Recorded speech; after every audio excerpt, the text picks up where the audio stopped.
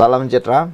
Tak tahan lagi diserang bertubi-tubi berkaitan dengan peruntukan ahli parlimen pembangkang. Ini jawapan padu penegasan Perdana Menteri Anwar Ibrahim. Kata Anwar Ibrahim, agihan peruntukan kepada ahli parlimen pembangkang, ini penegasannya. Perdana Menteri menegaskan, isu agihan peruntukan kepada ahli parlimen pembangkang tidak seharusnya menjadi isu rumit untuk diselesaikan. Datuk Seri Anwar Ibrahim maklumkan syarat ditetapkan kepada mana-mana ahli parlimen pembangkang yang mahu memperoleh peruntukan adalah syarat asas dan proses biasa dalam mana-mana rundingan dan amalan demokrasi. Sehubungan itu, beliau juga Menteri Kewangan mahu rundingan antara wakil kerajaan dan pembangkang disegerakan bagi membolehkan satu keputusan dimuktamadkan antara kedua-dua pihak di samping mengelak sebarang rundingan secara berasingan, kata beliau lagi. Parameter tidak susah, tapi sebab ada sikap kurang positif, tidak ada rasa rendah diri, kompleks untuk menemui Perdana Menteri di Pejabat Perdana Menteri dan bincang. Saya tidak faham mengapa proses ini jadi rumit. Tentang tarik syarat itu proses biasa dalam mana-mana proses demokrasi, kata Anwar Ibrahim. Sekali lagi dan berulang kali saya sebut, kesediaan kita, tapi bila ikut proses dalam amalan parlimen, ujar beliau lagi. Anwar berkata demikian ketika menjawab soalan tambahan Syed Saddiq Syed Abdul Rahman pada sesi waktu pertanyaan-pertanyaan Menteri di Dewan Rakyat hari ini. Saudara-saudara sekalian, itulah dia keputusan daripada Anwar Ibrahim berkait dengan peruntukan kepada ahli parlimen pembangkang. Anwar Ibrahim menegaskan isu agihan peruntukan kepada ahli parlimen pembangkang tidak seharusnya menjadi isu rumit yang mahu diselesaikan. Datuk Seri Anwar Ibrahim maklumkan bahawa syarat ditetapkan kepada mana-mana ahli parlimen pembangkang yang mahu memperoleh peruntukan adalah syarat asas dan proses biasa dalam mana-mana rundingan dan amalan demokrasi. Tidak pedulilah siapa kerajaannya, kerajaan Anwar atau sebagainya, pasti ada rundingan dan amalan demokrasi. Sehubungan itu, beliau yang juga Menteri Kewangan mahu rundingan antara wakil kerajaan dan pembangkang disegerakan bagi membolehkan satu keputusan dimuktamadkan antara kedua-dua pihak di samping mengelak sebarang rundingan secara berasingan, katanya lagi. Sekian untuk kali ini. Jangan lupa tinggalkan komen anda untuk isu kali ini. Agihan peruntukan kepada ahli parlimen pembangkang, ini penegasan Perdana Menteri Anwar Ibrahim. Pada pendapat saya, agihan peruntukan yang sudah lama ditawarkan Anwar ini patut diambil peluang oleh pihak pembangkang.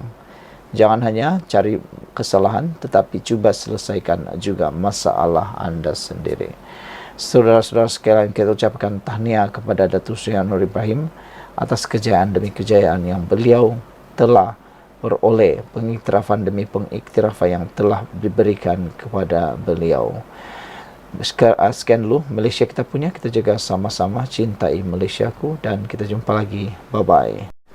Salam sejahtera. Tak tahan lagi, Anwar Ibrahim akhirnya memberikan amaran yang bukan alang-alang, bukan calang-calang kepada ahli parlimen dan juga di blok kerajaan. Saya setuju apabila Anwar Ibrahim kata, tindakan disiplin terhadap menteri guna jentera kerajaan ketika kempen.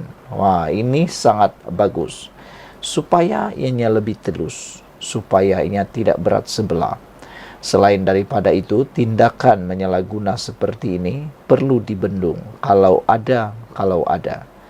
Saudara-saudara sekalian, Perdana Menteri Datuk Seri Anwar Ibrahim mengaku dan menyatakan pendirian bahawa beliau tidak akan teragak-agak mengambil tindakan disiplin terhadap menteri kabinetnya Jika terdapat bukti menggunakan jentera kerajaan semasa kempen pilihan raya diadakan, kata Anwar Ibrahim. Anwar juga menegaskan ia adalah keputusan Jemaah Menteri supaya mana-mana menteri, pejabat awam maupun agensi kerajaan untuk tidak menggunakan jentera kerajaan sebaik selepas hari penamaan calon. Jadi kena hati-hati. Kenderaan kerajaan kah, telefon kerajaan kah, alat-alat kerajaan kah tidak boleh digunakan selepas hari penamaan calon. Ini kerana, kata Anwar Ibrahim, ada kaitan dengan prinsip yang kita bawa selama ini, yaitu membenteras rasuah.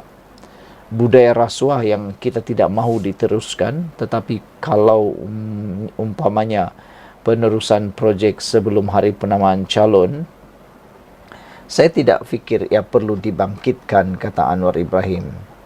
Kalau ada pelanggaran ini, tentunya jemaah menteri harus dikenakan tindakan disiplin kerana melanggar keputusan jemaah menteri, kata Anwar Ibrahim.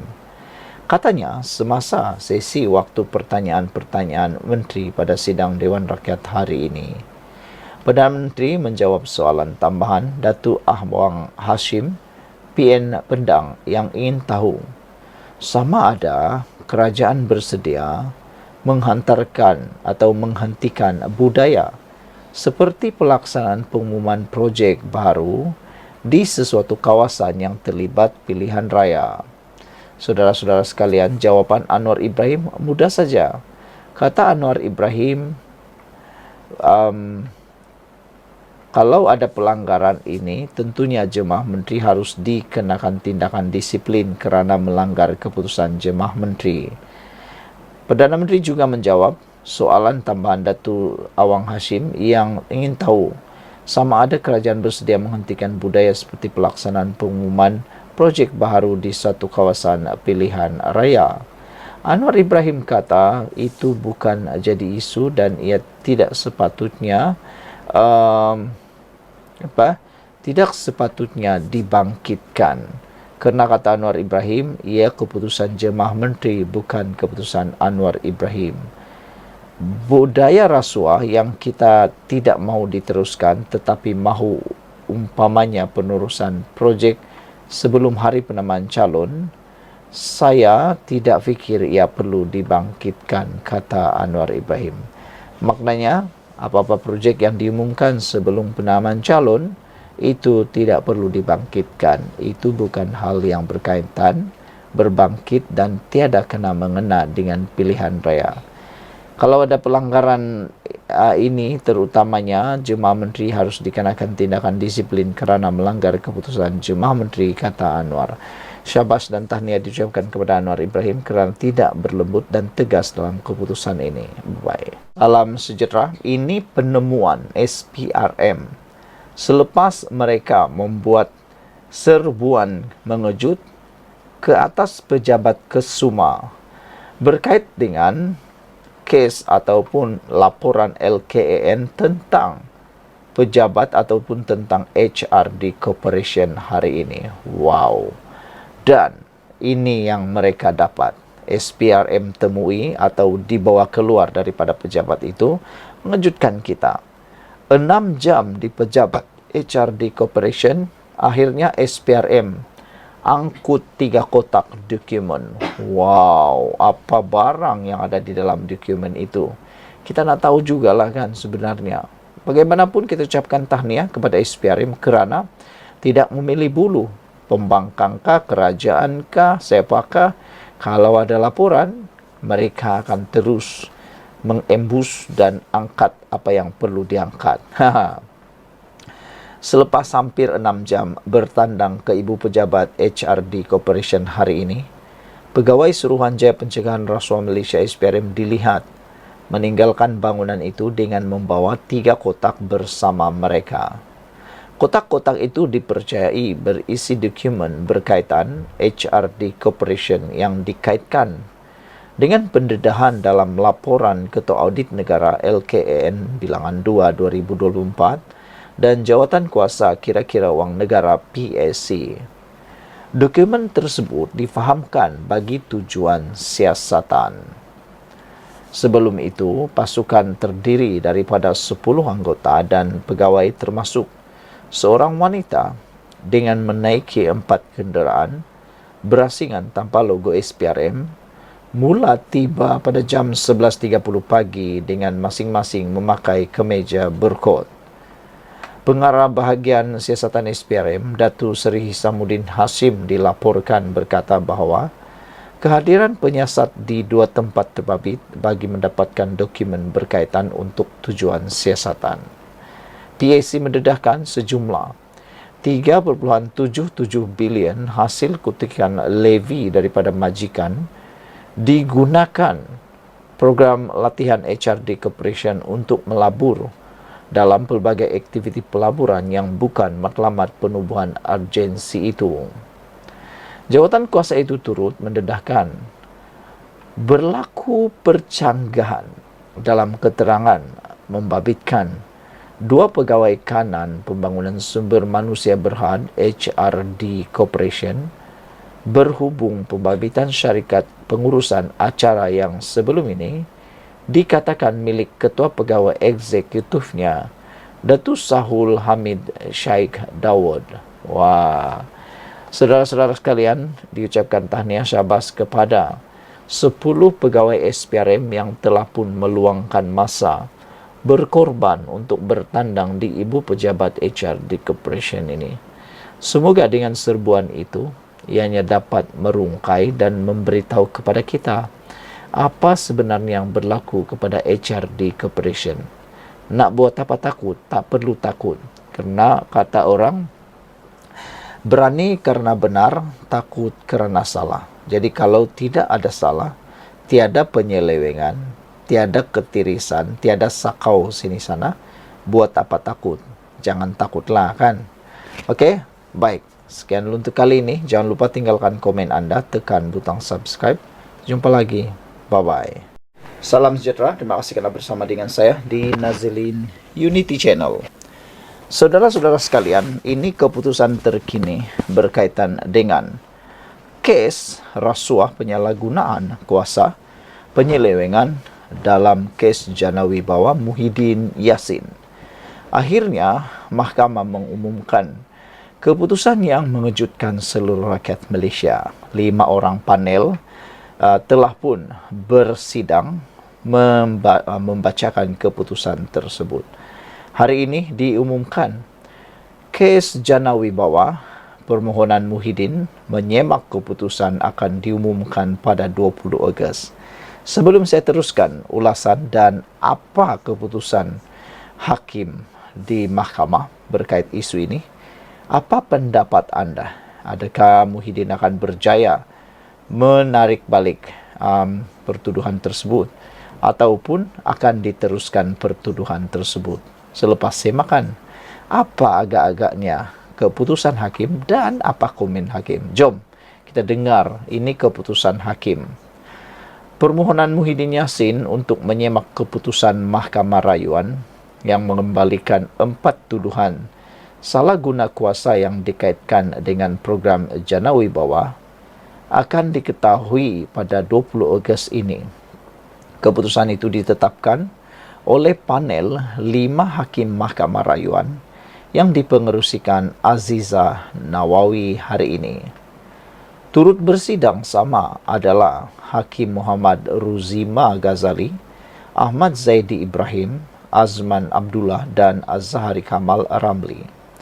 Aziza berkata panel memerlukan masa untuk membuat keputusan kerana ia membabitkan isu yang serius.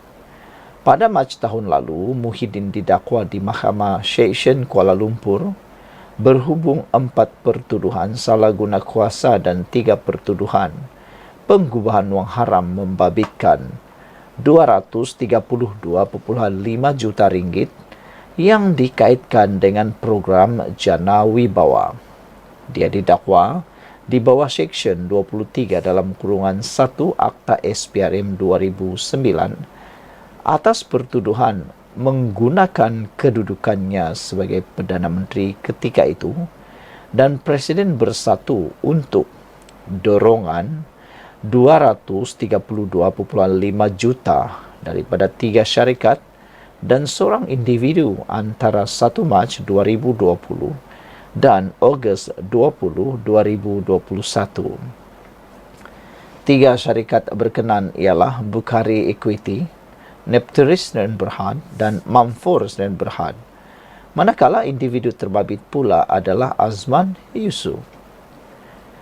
3 pertuduhan penggubahan wang haram itu dibentangkan di bawah Seksyen 4 dalam kurungan 1/B Akta Pencegahan Penggubahan Wang Haram, Pencegahan Pembiayaan Keganasan dan Hasil daripada Aktiviti Haram 2001. Dibaca bersama Seksyen 87 dalam kurungan 1 Akta sama.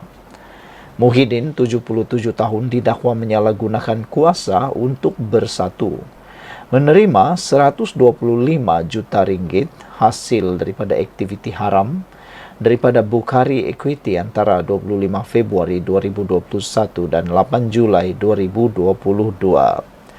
Tuduhan itu tidak mendakwa bahawa pembayaran dibuat kepada Muhyiddin, tetapi wang berkenan didakwa digubah dengan dimasukkan ke dalam akaun bersatu.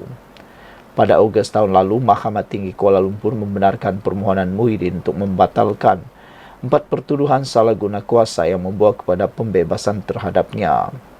Bagaimanapun, pada Februari tahun ini, Muhyiddin, Mahkamah Rayuan mengekalkan semula pertuduhan dan membatalkan pembebasan tersebut. Muhyiddin hari ini memohon Mahkamah Rayuan menyemak keputusan sebelum ini dengan alasan bahawa pertuduhan jenayah itu adalah kabur dan cacat dari segi undang-undang. Pengerusi Perikatan Nasional PN juga berhujah bahawa kes terhadapnya adalah satu bentuk penganiayaan politik. Saudara-saudara sekalian, itulah keputusan mahkamah hari ini, dan ada satu komen di ruangan Malaysia kini. Purple Mouse kata, 20 Ogos keputusan, kalah rayuan lagi di Mahkamah Persekutuan.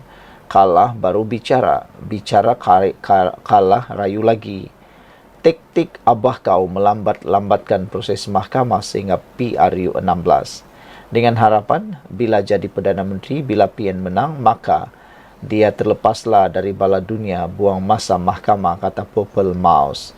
Green Puma 9227 pula kata, buang masa mahkamah sahaja.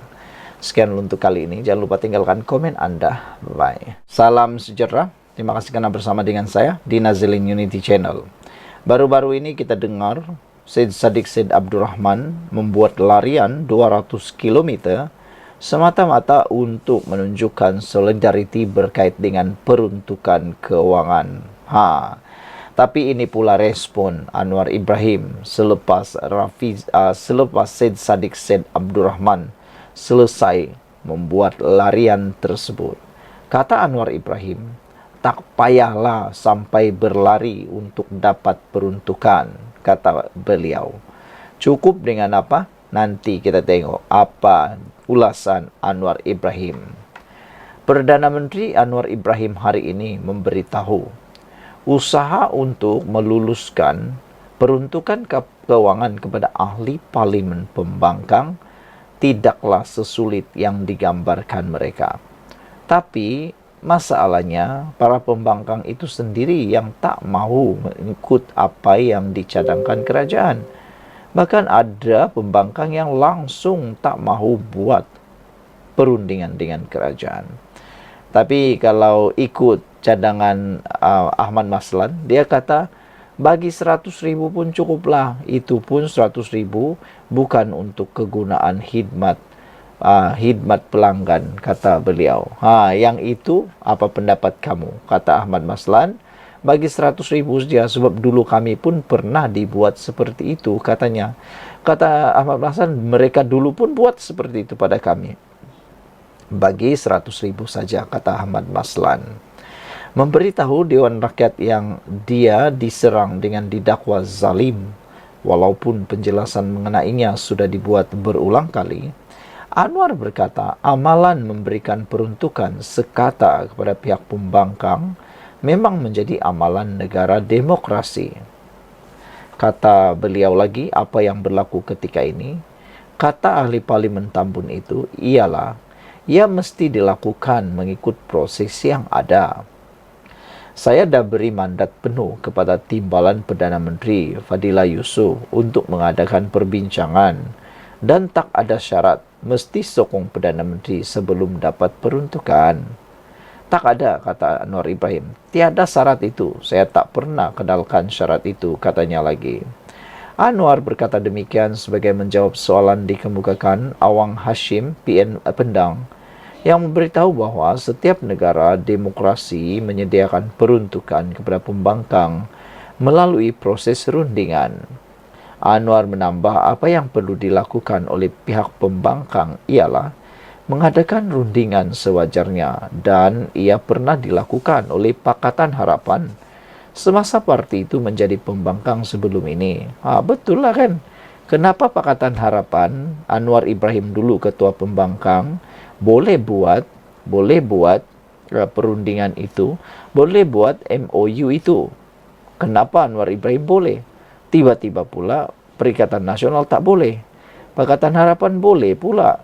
Semasa Perikatan Nasional BN berkuasa, semasa zaman Ismail Sabri Yaakob, boleh pula PH buat rundingan. Kenapa sekarang ada yang tak boleh buat rundingan?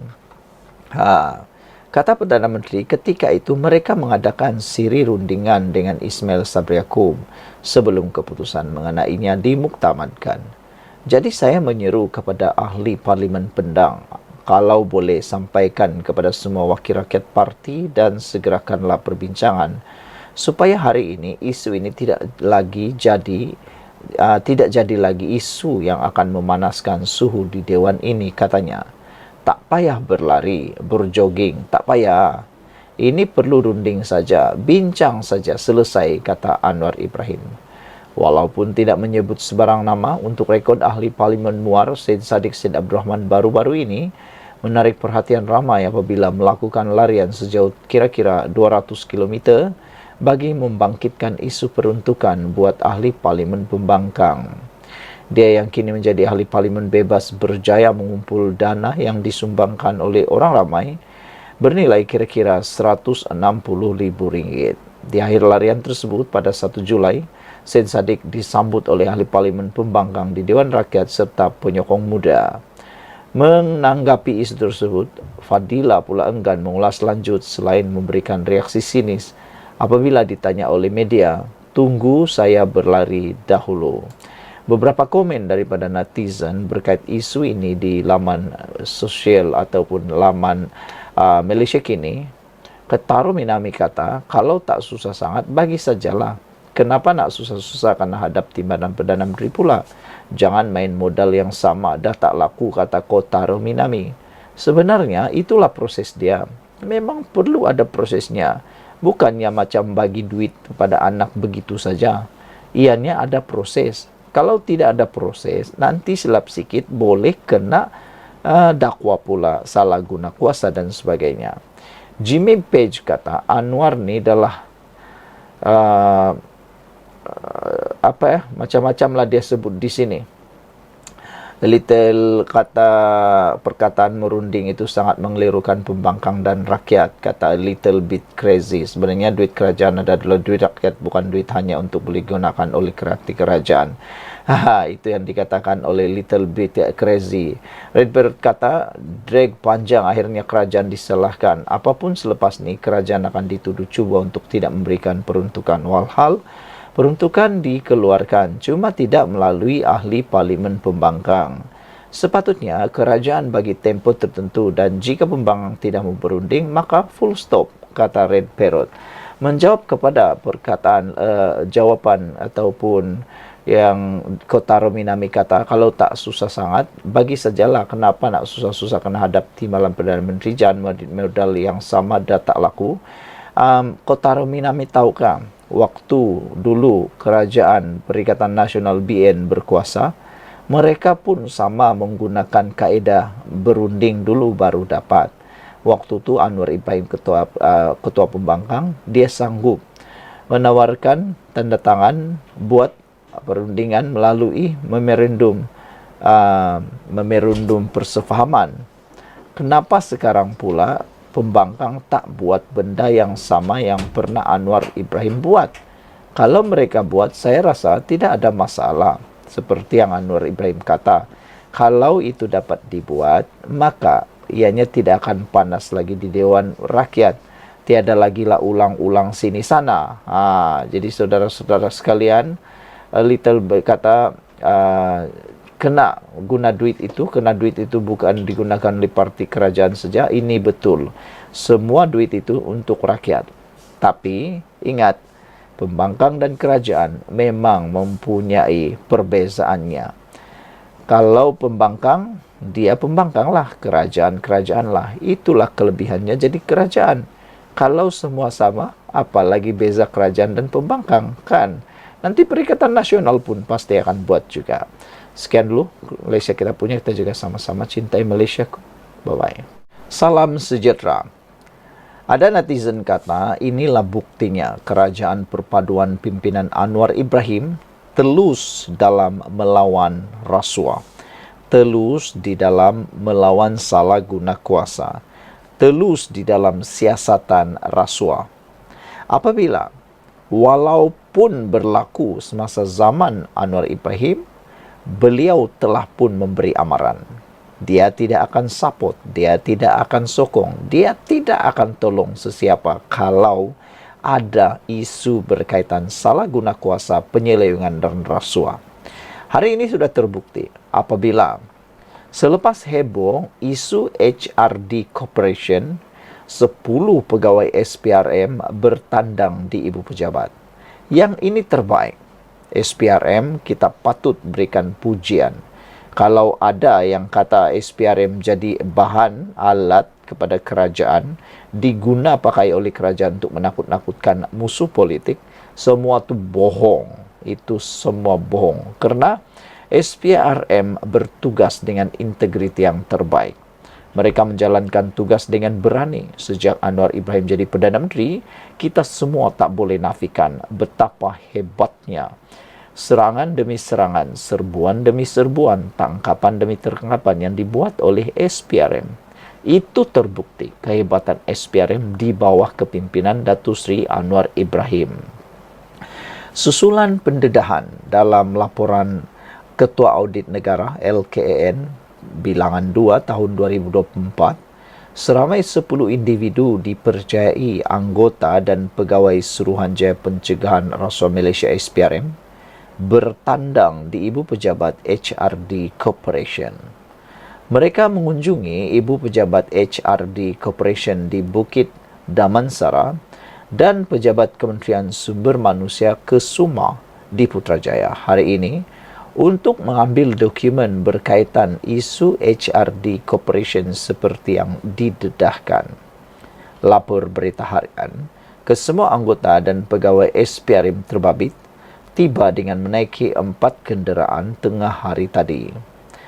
Kehadiran mereka itu bagi mendapatkan dokumen berkaitan siasatan yang dijalankan SPRM ke atas HRD Corporation. Menerusi laporan Ketua Audit Negara LKAN pada Bilangan 2 2024, Kesuma disyorkan merujuk pengurusan HRD Corporation kepada agensi penguatkuasaan berkaitan berikutan kegagalan syarikat kerajaan itu dalam audit yang dibuat. LKAN juga menegaskan terdapat tindakan serta keputusan oleh pengurusan HRD Corporation tidak mematuhi prosedur dan tidak menjaga kepentingan dalam mencapai fungsi penubuhan syarikat. Hal sama turut didedahkan Jawatan Kuasa Kira-kira Wang Negara JPAC bahawa terdapat sejumlah 3.77 bilion hasil kutipan levi daripada majikan digunakan program latihan HRD Corporation untuk melabur dalam pelbagai aktiviti pelaburan yang bukan merupakan matlamat penubuhan agensi itu. Wow, ini memang luar biasa. Terima kasih tahniah kepada SPRM kerana aktif dan luar biasa di dalam melaksanakan tugas. Salam sejahtera, terima kasih karena bersama dengan saya di Nazilin Unity Channel. Isu kali ini pasti membuat Sanusi tak boleh tidur. Sanusi akan fight habis-habisan apabila diumumkan mahkamah membatalkan keputusan kerajaan Kedah mengharamkan kedai judi. Wah, yang ini pasti panas lah kan.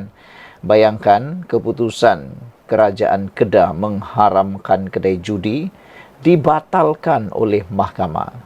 Jangan-jangan nanti mereka akan guna pula isu ini untuk dispin, salahkan orang lain. Sebenarnya yang menuntut itu bukan orang lain, tetapi para penjual ataupun peniaga kedai judi itu sendiri. Okey, jom kita dengar apa sebab mahkamah tolak keputusan kerajaan Kedah mengharamkan kedai judi. Jom kita tengok kenapa mahkamah tolak dan kenapa, apa hujah para peniaga tersebut semasa proceeding di mahkamah. Sebelum kita teruskan, jangan lupa tinggalkan komen anda, tekan butang subscribe, share video ini. Hari ini mahkamah telah pun membatalkan keputusan kerajaan Kedah mengharamkan kedai judi. Beberapa kedai judi berjaya dalam tindakan undang-undang mereka untuk mengubah tindakan kerajaan Kedah yang mengharamkan mereka di negeri itu. Mahkamah Tinggi Alor-Setar pada 20 Jun membenarkan permohonan semakan kehakiman daripada berbilang pengendali perjudian yang menyasarkan keputusan pentadbiran Kedah. Bagaimanapun, kerajaan Kedah telah memfailkan permohonan untuk menangguhkan pelaksanaan keputusan itu sementara menunggu rayuan di Mahkamah Rayuan. Pada 14 November tahun 2022, Menteri Besar Muhammad Sanusi Maknor mengumumkan kerajaan Kedah tidak lagi meluluskan lesen judi selain menghadkan penjualan arak di semua premis terutama di kawasan luar bandar di negeri ini. Dia berkata langkah itu bertujuan menangani gejala sosial yang berpunca daripada perjudian seperti keruntuhan institusi keluarga, kata beliau lagi. Pada 1 Januari tahun lepas, keputusan itu berkuat kuasa menyebabkan semua premis perjudian dan lotre tidak lagi dibenarkan beroperasi di Kedah. Menurut salah satu permohonan semakan kehakiman yang difailkan oleh SM Loteri Sdn Bhd, pemohon berhujah keputusan kerajaan negeri adalah tidak sah, tidak rasional dan melanggar perlembagaan. Outlet itu mendakwa keputusan pentadbiran Kedah gagal mengambil kira komposisi pelbagai etnik rakyat negeri itu. Pemohon berhujah keputusan kerajaan negeri itu dibuat tanpa berunding terlebih dahulu dengan pihak berkepentingan di Kedah. Saya rasa isu ini adalah isu yang panas kerana ianya melibatkan kedai judi. Secara umumnya, perbuatan judi ini memang haram dan tidak baik. Ia boleh menyebabkan keruntuhan institusi dan antaranya masalah gejala sosial. Kerana perbuatan judi boleh menyebabkan ketagihan. Bila dia ketagihan, sangguplah mencuri dan merompak dan sebagainya. Keputusan mahkamah membatalkan keputusan kerajaan Kedah haramkan kedai judi memang mengejutkan semua pihak. Sekian dulu untuk kali ini, share video ini. Jangan lupa tinggalkan komen anda. Salam sejahtera. Ungkapan Bahlol, bodoh, Rafizi makan diri.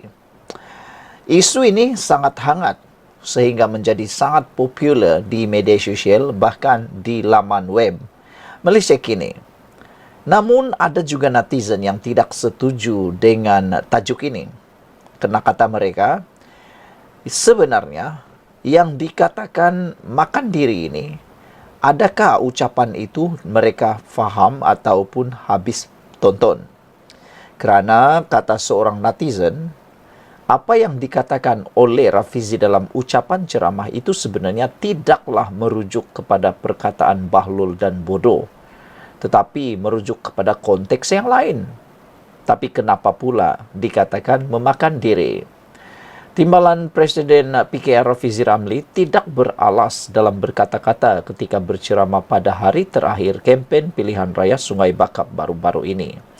Dalam ceramah tersebut, dia menggelarkan pengkritik sebagai bahlul dan bodoh kerana mempersoalkan formula kerajaan perpaduan dalam menyelesaikan isu ekonomi. Baru satu kali Rafizi menggunakan perkataan itu, dah panas buntut semua orang. Walhal, pembangkang dah biasa maki hamun. Kalau kempen saja, pasti sudah resamnya mereka maki hamun dan menghentam habis-habisan. Tapi yang ini pula, Rafizi baru kena satu kali. Bagaimana kalau berkali-kali? Dan yang pastinya, orang yang makan lada itulah yang terasa pedasnya. Siapa yang rasa pedas? Dialah orang itu. Dia duk tanya, kamu raja formula, mana formula kamu? Memang bahlul, formula tengah jalan lah, bodoh, kata Menteri Ekonomi itu semasa ceramah pada 5 Julai lalu. Bagaimanapun ungkapan itu nampaknya memakan diri selepas PH tewas di kerusi berkenan. Ketua Pemuda UMNO Dr. Muhammad Akmal Salim menyindir Rafizi susulan kekalahan PKR pada pilihan raya tersebut. Ini mendapat kecaman daripada netizen. Saya bacakan kepada anda beberapa komen daripada Ruangan Malaysia Kini. Komen di Ruangan Malaysia Kini kata, kerajaan perpaduan jika bertahan selepas PRU16, pentadbiran negara akan menjadi lebih stabil yang sudah tentu akan menguntungkan rakyat. Lebay-lebay hanya memainkan sentimen 2R yang memecah belahkan masyarakat dan tidak akan membuat negara maju, kata Red Parrot. Seorang lagi memberikan komen, kata beliau, masalah kerajaan madani adalah UMNO. Itulah hakikatnya. Kerajaan PMX ini kerajaan yang mendukung biawak hidup, kata AKJ. Dengan Rafizi memanglah dia orang nak berlebih jatuhkan sebab Rafizi ini ada kepakaran yang boleh mengubah keadaan ekonomi, kata AKJ lagi. Yang menjatuhkan imej kerajaan madani adalah orang-orang macam Akmal, orang macam Wika Siong yang saban hari menembak DAP, kata AKJ. Orang macam Puad Zarkasi yang jadi penyokong tegar Najib dan serang Rafizi dari segala sudut, katanya. Beliau berharap PRU akan datang kerajaan PH kekal melalui sokongan wilayah Sabah dan Sarawak serta sebahagian negeri di Semenanjung. Barulah dasar reformasi sebenar boleh berjalan lancar. UMNO hilang arah bila agenda perjuangan yang ditumpukan untuk membebaskan penjenayah. Kerajaan jadi huru-hara dengan tindak tanduk Akmal Saleh yang menari dengan rentak Perikatan Nasional dan PAS. Pendek kata UMNO adalah punca kekalahan, kata AKJ. Seorang lagi, Yellow Zebra kata, lah dia bukannya bahlul dengan bodohkan rakyat. Dengar ke? Tidak ucapan penuh, kata Yellow Zebra. Golden Ghost kata, politik itu persepsi. Rafizi tidak wajar berkata seperti itu. Usah diteruskan perangai macam orang-orang dalam PRK Sanggang, katanya. Green Cheetah pula mengatakan panjang lebar. Dia kata, tak apalah. Walaupun PH kalah, rakyat macam manapun tidak akan memberi Perikatan Nasional peluang jadi kerajaan pun. Perikatan Nasional itu perosok negara, kata Green Cheetah. Mereka ini semuanya kaki fitnah, kaki perkauman, kaki tunggang agama dan kaki penipu, kata Green Cheetah. Siapa tak tahu perangai orang politik PN, katanya lagi. Bila nak tarik undi, macam-macamlah fitnah mereka, kata Green Cheetah. Kononnya ada proses kristenisasi lah seperti yang diperkatakan. Mana dia tangkapan orang yang terlibat dalam proses kristianisasi ni, kata Green Cheetah. Pas tuduh DAP sebar fahaman komunis. Kenapa tak buat laporan polis dan kemukakan bukti fahaman komunis yang disebarkan oleh DAP, kata Green Cheetah. PAS takut buat laporan polis kerana mereka tahu ia adalah fitnah semata-mata dan mereka takut DAP saman balik terhadap mereka. Kasihan orang-orang yang ditipu oleh parti yang kubat menyebar fitnah, kata Green Cheetah. Beliau menambah, kepada pengundi yang bijaksana, buatlah penilaian kamu sendiri. Mereka yang menyebar fitnah ini sampai hari ini tidak ada bukti, kata Green Cheetah. Seorang lagi di dalam ruangan komen dia kata sebenarnya tak nak dengar suara hati rakyat dan tak.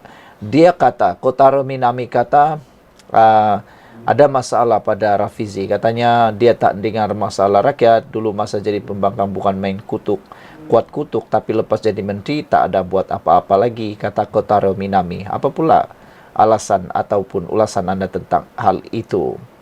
Saudara-saudara sekalian, Mr. Sakau kata, Madani terima kekalahan dengan tawaduk, namun Perikatan Nasional menang bukan kerana mereka bagus. Mereka hanya pandai memainkan sentimen isu semasa, kata Mr. Sakau. Tang, kenyataan Mas ni, dia ni memang attention seeker, senang cakap, drama lebih, kata Mr. Sakau. JBK 046 kata pula, Perdana Menteri ke-10 perlu batal penarikan subsidi diesel dan percepatkan pelaksanaan gaji kekitaan awam dan elaun pesara supaya rakyat lebih merasa kerajaan Madani lebih prihatin kepada rakyat. Tapi kalau Perdana Menteri X dan Raja Formulanya tetap sombong dengan kesilapannya, biarkanlah, kata JBK. Kita tunggu kejatuhan kerajaan Madani yang belum pun berkuntum, kata JBK. Saudara-saudara sekalian, itu antara komen daripada netizen di ruangan Malaysia kini untuk menjawab kepada isu panas pada hari ini, iaitu tulisan di Malaysia kini, ungkapan Bahlul bodoh, Rafizi makan diri menurut laporan ini.